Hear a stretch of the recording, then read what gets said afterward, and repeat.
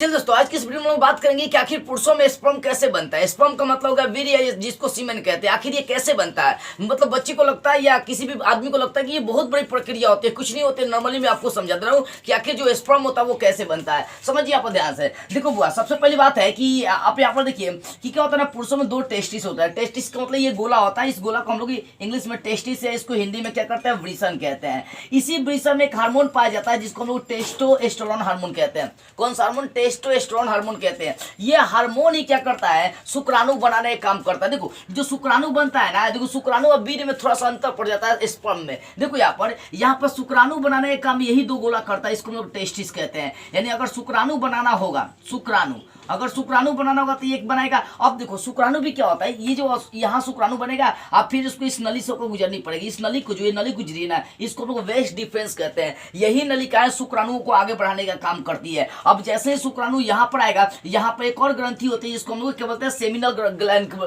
Gland बोलते हैं, मतलब सेमिनल ग्रंथि कहते हैं। ये सेमिनल ग्रंथि क्या करती है, ये सेमिनल ग्रंथि इसमें क्या होती है, स्पर्म में मिल जाती है, आगे आती है। जब ये स्पर्म आगे बढ़ती है तो आगे प्रोस्टेट ग्लैंड होता है, ये भी क्या होता है, मिल जाता है। उसके बाद जो बनता है ना, उसको लोग वीर्य या क्या कहते हैं, स्पर्म कहते हैं। देखो टेस्टिस में सिर्फ क्या बनेगा, शुक्राणु बनेगा। क्या बनेगा? शुक्राणु। यही शुक्राणु आगे आएगा तो एक ग्रंथि से जुड़ता है, इसका नाम है सेमिनल ग्लैंड। फिर आगे जाएगा तो प्रोस्टेट ग्लैंड। इन सभी से मिलकर जो बनता है उसको हम लोग क्या बोलते हैं, स्पर्म कहते हैं। अब देखो पुरुषों में क्या होती है ना कि पेशाब करने वाला अंग, स्पर्म निकालने वाला अंग, दोनों अलग अलग होते हैं। देखो यहाँ पर किडनी या किडनी के नीचे थैली होती है पेशाब वाला। अब इससे इसका भी नस, पेशाब वाला नस भी क्या होता है, यहीं पर आकर जुड़ जाता है। यानी अगर कहीं अगर देखिए ध्यान से, तो पुरुषों में जो होता है ना, पेशाब निकालने वाला अंग और ये स्पर्म निकालने वाला एक ही होता है। मतलब ये वाला भाग जो सबसे ऊपर वाला भाग होता है ना, ये इसको लोग पेनिस कहते हैं। क्या बोलते हैं इसको? पेनिस बोलते हैं। इसी पेनिस के सारे उसका पेशाब भी निकलता है और स्पर्म भी निकलता है। लेकिन देखो ये प्रोस्टेट ग्लैंड, मतलब ये जो स्पर्म निकलने वाला जो अंग होता है, ये बहुत कम मात्रा में होता है। देखो कम मात्रा में मतलब क्या हो गया कि मान लो कोई बच्चा है, तो छोटे बच्चे में तो भैया वो तो स्पर्म बनता नहीं उतना। वो 11 प्यूबर्टी पार करने के बाद, 11 बार करने के बाद बनना शुरू करता है, और 18 के बाद 28 30 के बाद, मतलब 28 और 30 के बीच में बहुत रफ्तार से स्पर्म बनता है।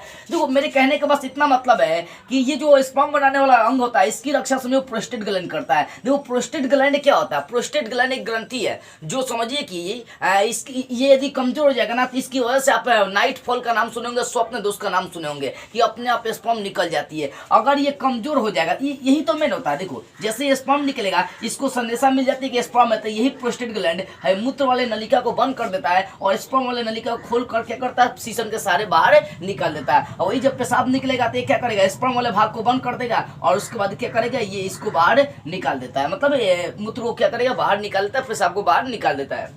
यह क्रिया यहाँ पर होती है। बाबू स्पर्म बनता कैसे है? टेस्टिस। देखो टेस्टिस के ऊपर वाला भाग को हम लोग अधिवृषण कहते हैं। क्या बोलते हैं? अधिवृषण। मतलब जो भी शुक्राणु बनता है वो कहाँ स्टोर रहता है, अधिवृषण में स्टोर रहता है। देखो शुक्राणु बनाने का काम ही गोला करता है, इसको हम लोग टेस्टिस बोलते हैं, ठीक है।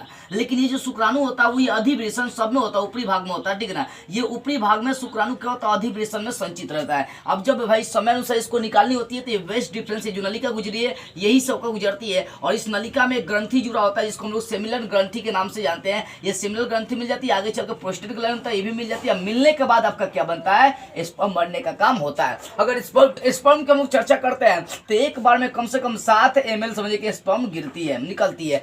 देखो 1 ml जो स्पर्म होता है, 1 ml जो स्पर्म होता है, अगर उसमें देखे जाए शुक्राणु की संख्या अगर देखेंगे तो 120 करोड़ के आसपास होती है। सोच सकते हैं 7 ml स्पर्म हम लोग एक बार में निकालते हैं, और 101 ml में मतलब समझिए कि 120 करोड़ शुक्राणु होते हैं। अब सोचिए 84 करोड़ शुक्राणु जो होते हैं ना, पाए जाते हैं। 84 करोड़ यानी 84 यानी 840 करोड़ शुक्राणु एक बार में बाहर निकाल जाती है। देखो बुआ, अगर आप अपने स्पर्म को बढ़ाना चाहते हैं तो उसके लिए आप बहुत सारा सामान, मतलब दही, घी, छाछ उछ, ये सब चीजें खाएंगे ना, तो आपका स्पर्म बढ़ सकता है। और देखो मास्टरबेशन जो क्रिया होती है लगातार यदि आप करते हैं ना, तो आपका स्पर्म पतला हो सकता है और अपना बीमारी हो सकता है। स्वप्न दोष भी क्या होता है, एक बीमारी होता है। इस पर मैं ऑलरेडी एक वीडियो बना चुका हूं, जाकर आप देख लीजिएगा, ठीक है ना।